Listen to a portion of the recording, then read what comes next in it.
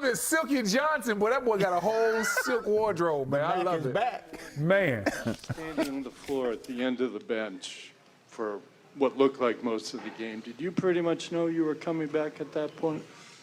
I was. It was a very high hope that I could get back.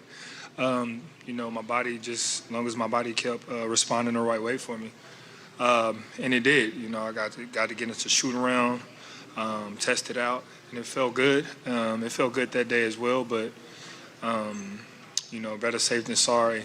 I didn't really get a chance to try it out that morning before that game one, so we didn't want to risk it, and it wasn't feeling too well. But I was just kept telling myself, game 2 you're playing.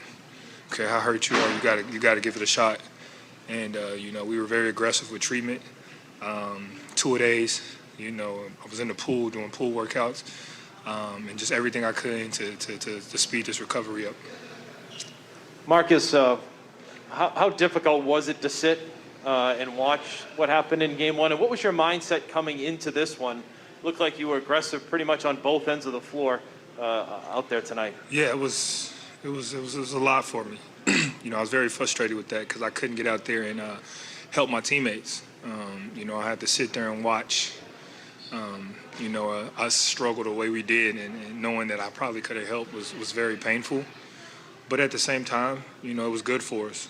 It was good for our team and our guys to play through some more adversity. And that's not having 2 of your starters, and you got to find a way. And, we led 3 quarters, and they had that one big quarter, and that was a teaching moment for us.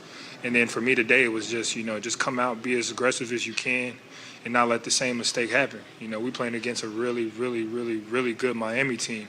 And, when you make mistakes, they make you pay for it. And we got to limit those mistakes. And that was my mindset. Come in, get Jason, Jalen the ball, Al, get them their shots open. And then, take what the defense gives you. Hey, Marcus. Tonight you defended Jimmy Butler for 31 possessions and held him to only 9 points, according to Second Spectrum tracking data. What are the challenges in defending a guy like Butler, and also what is your assessment of your individual play with that matchup tonight? It's tough. Jimmy's a warrior, man. Jimmy's been doing this for a long time. He understands the game. He understands, his strengths.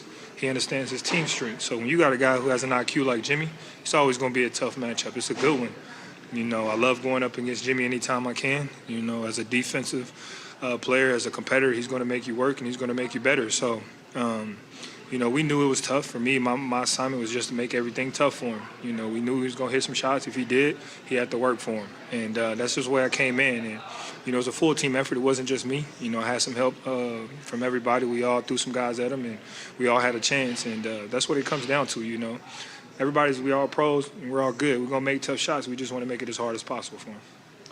Marcus, it's because of injuries and all that stuff. You guys haven't had the opportunity to have you and Rob and Al kind of at full strength, have that defense that you've had from the regular season. How good did it feel to just be out there and know that you had those guys behind you and you had that regular season #1 defense kind of intact in this game? Oh, it felt amazing. The beauty about this team is we got to play through adversity early on in the season with the injuries and stuff like that, COVID. And we got to see what we were really made of. And, we got to learn from it. So for us, it was always next man up. So, but it did feel good to have that unit out there that we know, when we're out there, what we can do. And it showed tonight. In game 1, especially in that third quarter, there was just a ton of turnovers real fast, where every time you guys tried to move the ball, it's like a little lax and they just pounce on it. And tonight, there were a lot of those moments where they almost turned you guys over, but you held strong, you dove and you moved it. Like, what was that little extra edge that you tried to bring tonight to keep the ball? Just what I always do, being the energy guy that I am, being the point guard that I am. I take a lot of pressure off our guys, so they don't have to try to force it as much. So they, they could be who they are, and that always helps. And tonight, that was the main goal. We can't let them out hustle us, beat us to loose balls, offensive rebounds where they killed us, and transition and turnover. So we cut those down, and our defense do what it does. So we just wanted to come in and beat a harder playing team tonight, and I think we did that. I know you spent a long time trying to get the Defensive Player of the Year award. You also spent a long time trying to be the point guard of this team. to come back tonight after the turnovers you guys had the other night, have 12 assists and 1 turnover, instead of you guys down, like you said, during the game, how much pride do you take in, your ability to kind of run the team the way you've always said you had the ability to? A lot of pride. That's what I've been doing my whole career. That's what I got drafted here to do. And, I just waited my turn, and I'm blessed to be in the situation I am, to have the opportunity to go out and show what I can do. And, I think everybody in the organization and the world is seeing what I can do at that point guard position. Hey, Marcus, I know you spoke on it just a second ago, but that third quarter tonight after what happened a couple nights ago, you broke a couple ankles there in that third quarter. You hit a couple of threes. What kind of locked in for you to make sure that you guys held that lead tonight? Just be who I am, come out and be that leader, stay on top of my guys.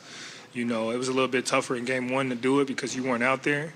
And as a player, sometimes when you're on the court and the guys or who's not on the court trying to tell you, you just kind of really don't want to hear it. You're listening, but it's tough, and it's a different type of energy and feel when, when I'm out there on the court able to bark out the commands and really get into my guys and get them motivated. Because now it's like, okay, if he's going to go out there and do it, I don't want to be the guy to slacken, so I got to come with it.